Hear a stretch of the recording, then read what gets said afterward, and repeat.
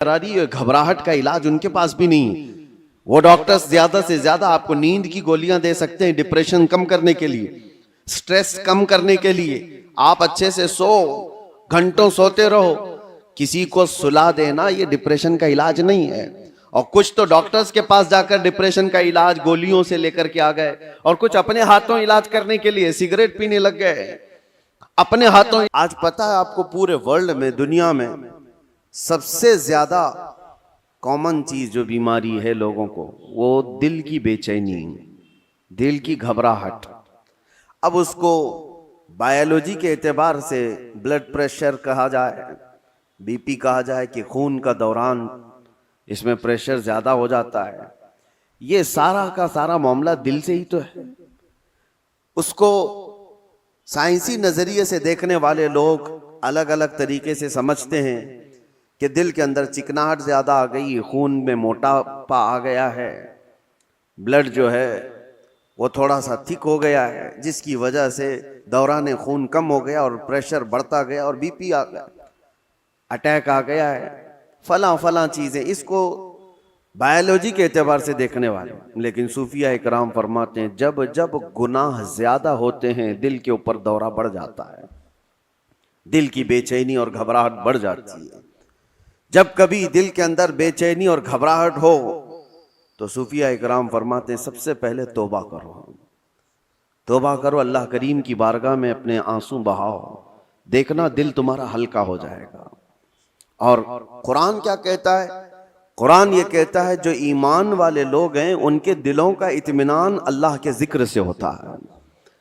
الا بذکر اللہ تطمئن القلوب، آگاہ ہو جاؤ اللہ کے ذکر سے دلوں کو سکون ملتا ہے۔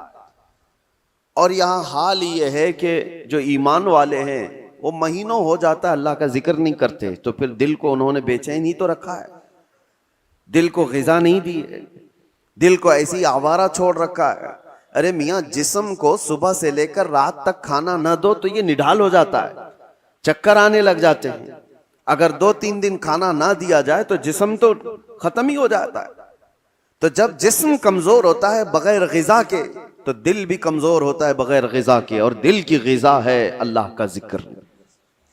اللہ کا ذکر جب جب ہو تو یہ دل کو پاورفل بناتا ہے، دل کے اندر مضبوطی آتی ہے۔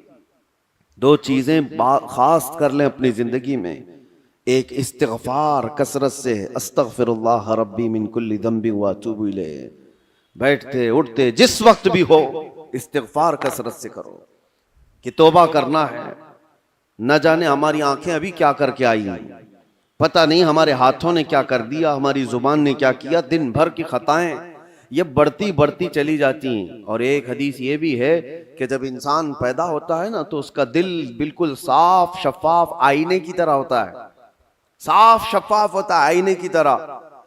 جب وہ گناہ کرتا ہے تو ایک کالا دھبا اس کے دل پر لگا دیا جاتا ہے، ایک دھبا، پھر دوسرا گناہ کرتا ہے دوسرا دھبا، تیسرا گناہ کرتا ہے تیسرا دھبا، تو یہ دھبے یہ داغ بڑھتے بڑھتے بڑھتے پھر پورے دل کو کالا کر دیتے ہیں، پورا دل سیاہ ہو جاتا ہے۔ اور جب دل کالا ہو جائے تو اس کی علامتیں یہ بتائی گئی ہیں کہ مسجد میں زیادہ دیر بیٹھنے کا من نہیں کرتا، قرآن زیادہ دیر پڑھنے کی طبیعت نہیں چاہتی، جلدی سے قرآن بند کر دو، جلدی سے مسجد سے نکل کر بھاگ جاؤ، نیکیوں کی طرف اس کی رغبت نہیں ہوتی، جیب میں پیسے ہوں گے لیکن کسی کو خیرات کرنے کا دل نہیں کرتا۔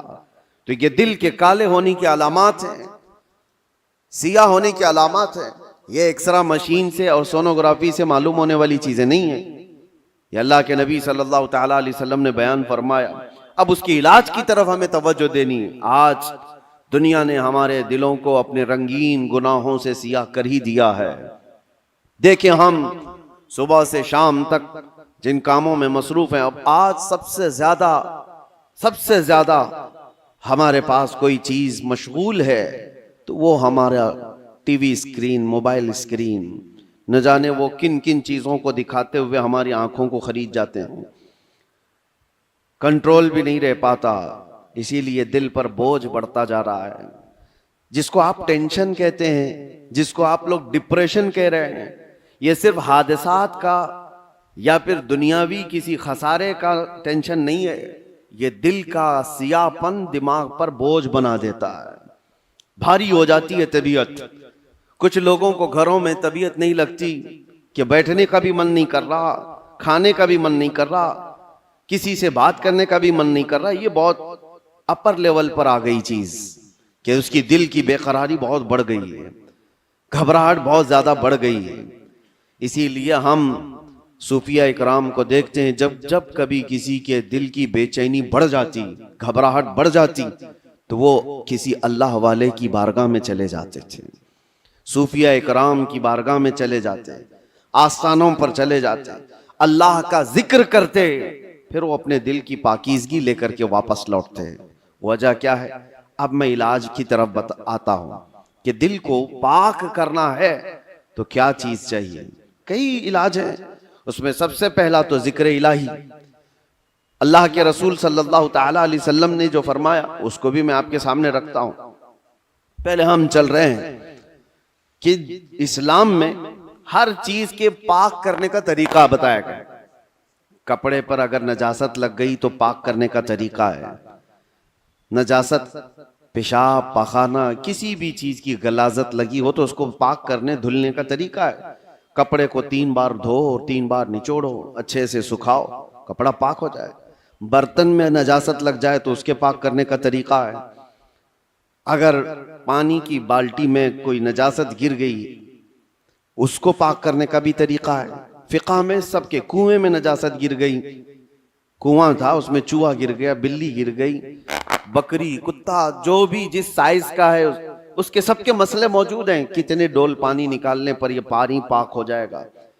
زمین کے پاک کرنے کا بھی طریقہ ہے۔ زمین پر اگر نجاست لگی، مثال کے طور پر کسی جانور نے لید کر دیا، گوبر کر دیا، اب نجاست تو لگی ہے، اس کو پاک کیسے کیا جائے؟ تو فقہ کا قانون ہے کہ زور بارش ہو جائے یا آپ تیزی سے اس پر پانی بہاؤ اور پھر تیز دھوپ پڑ جائے، زمین سوکھ گئی تو وہ زمین پاک ہو گئی، کیونکہ اب اس کو نچوڑا نہیں جا سکتا، زمین تو جہاں ہے وہی۔ تو اس کا قانون یہ ہے کہ تیز بارش ہو گئی اور تیز دھوپ پڑ گئی، سوکھ گئی زمین تو پاک ہو گئی۔ بارش نہیں ہے تو تیز پانی مار دیا اور اس کے بعد دھوپ لگنا ضروری ہے، تیز دھوپ اس کو لگی ہو تو زمین پاک ہو گئی۔ تو یہ نجاستوں سے پاک کرنے کے طریقے۔ اب آئیے میں آپ کو بتاتا ہوں، دل پر نجاست لگی ہو یہ کیسے پاک کیا جائے؟ گناہوں کے دھبے لگے ہوں، اس میں نہ جانے لالچ، غیبت، کینہ، بغض، عداوت، نہ جانے کیا کیا چیزیں بھر گئی ہوں، یہ نجاست پاک کرنے کا طریقہ کیا ہے؟ مولانا جلال الدین رومی مثنوی شریف کے مصنف فرماتے ہیں، دل کو پاک کرنے کا طریقہ ویسی ہی ہے جیسے زمین کو پاک کرنے کا طریقہ ہے۔ زمین کو پاک کرنے کے لیے تیز بارش کا ہو جانا اور تیز دھوپ کا پڑ جانا کافی ہوتا ہے کہ زمین پاک ہو جاتی ہے۔ دل کو پاک کرنے کے لیے ذکر الہی کی بارش ہونا چاہیے اور کسی شیخ کامل کی تیز نگاہ پڑنی چاہیے، دل پاک ہو جاتا ہے۔ ذکر الہی کی بارش ہو تو پانی کی طرح اس کو دھل دیتا ہے، اور اس کے بعد کسی شیخ کامل اللہ والے کی نظر اس پر پڑے تو پھر اس کا دل اسی طرح سے سوکھ کر کے پاک ہو جاتا ہے جیسے زمین پاک ہو گئی۔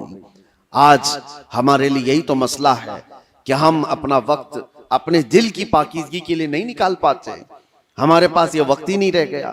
ہاں، اگر جسم کے اندر کوئی بیماری آ گئی تو پھر بھاگیں گے، دوڑیں گے، ڈاکٹرز کے پاس علاج کرائیں گے۔ میرے عزیزو، یہ بے چینی اور بے قراری اور گھبراہٹ کا علاج ان کے پاس بھی نہیں۔ وہ ڈاکٹرز زیادہ سے زیادہ آپ کو نیند کی گولیاں دے سکتے ہیں ڈپریشن کم کرنے کے لیے، سٹریس کم کرنے کے لیے۔ آپ اچھے سے سو، گھنٹوں سوتے رہو، کسی کو سلا دینا یہ ڈپریشن کا علاج نہیں ہے۔ اور کچھ تو ڈاکٹرز کے پاس جا کر ڈپریشن کا علاج گولیوں سے لے کر کے آ گئے، اور کچھ اپنے ہاتھوں علاج کرنے کے لیے سگریٹ پینے لگ گئے، اپنے ہاتھوں